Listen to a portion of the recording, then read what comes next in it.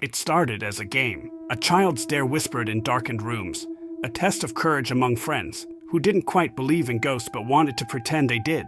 Say her name 3 times in the mirror, and she will appear. Tessa had heard the legend since childhood. She had seen it woven into horror movies, scrawled across online forums, and murmured in hushed tones during sleepovers.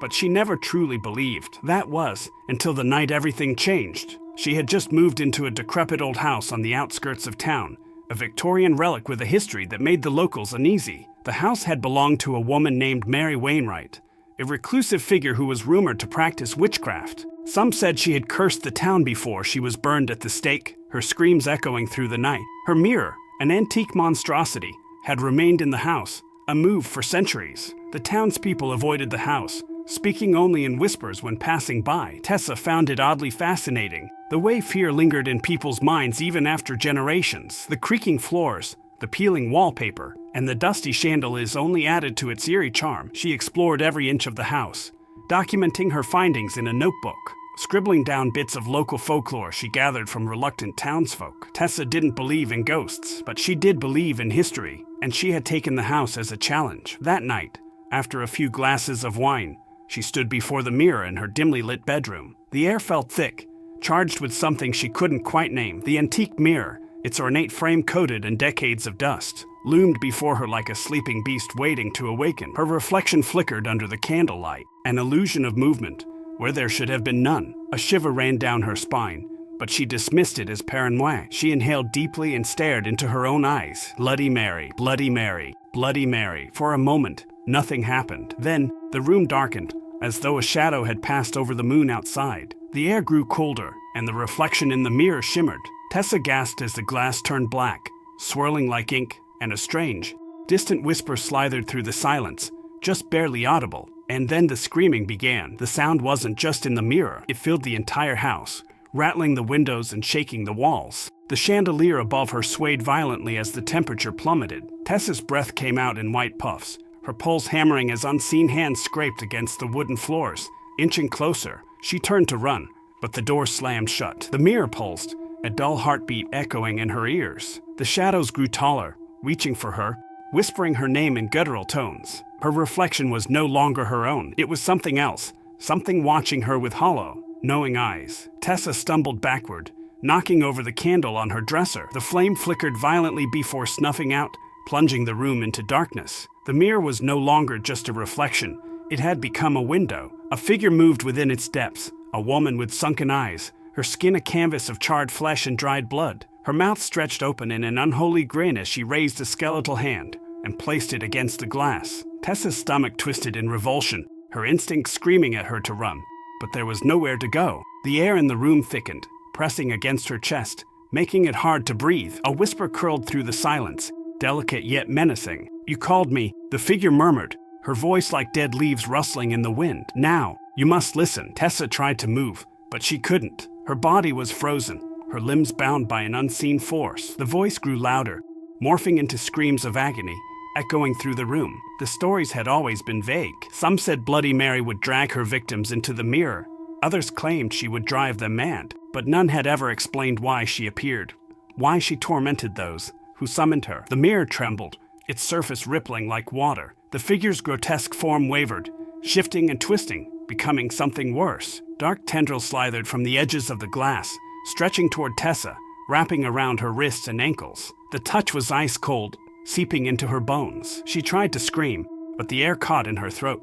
The walls of the room bled, black veins creeping over the ceiling. Shadows twisted and danced, morphing into grotesque shapes with hollow eyes and jagged teeth. A choked sob escaped her lips as the mirror's pull grew stronger. The whispers intensified, layering over one another, voices of the lost murmuring in languages she didn't understand. And then, she saw them, faces in the glass, contorted in eternal horror. Dozens, maybe hundreds of them. Their mouths moved soundlessly, their eyes wide with silent screams. A single thought seared through her mind.